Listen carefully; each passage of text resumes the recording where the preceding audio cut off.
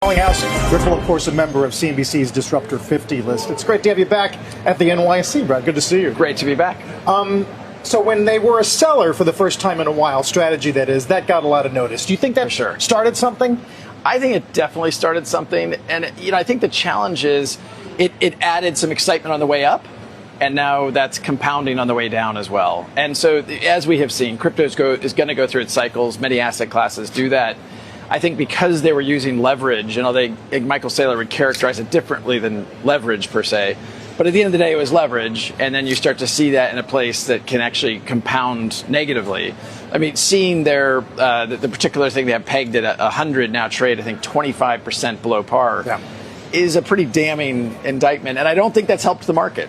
Yeah, a ticker, if the booth is wondering, that would be STRC, which we're watching closely. I mean, there's been a lot of ink spilled on how Saylor protects the preferred, protects the currency, and protects the equity. Do you think one should come first?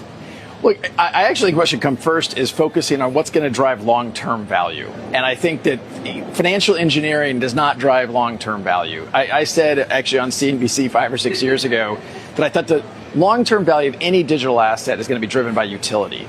And if it's solving a problem at scale for real customers, you're going to see liquidity, you're going to see demand, you're going to see trust in that asset.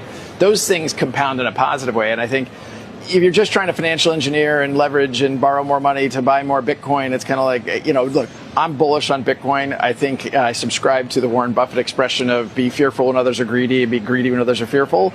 Now is the time, I think, to be greedy. But I also think, Team Michael Saylor wasn't focused on the right stuff, and that has hurt the overall market. So what do you think the utility of Bitcoin is now? Well, Bitcoin has definitely carved out, I think, a space as digital gold. And, there's all kinds of funny stories about when the Central Bank of Germany was moving $300 billion of gold. It took 2 years and billions of dollars to move it. If you wanted to move $300 billion of Bitcoin, you could do that in a pretty reasonable, quick way. So I think about Ripple's digital asset that we focus on as kind of our technology stack, XRP.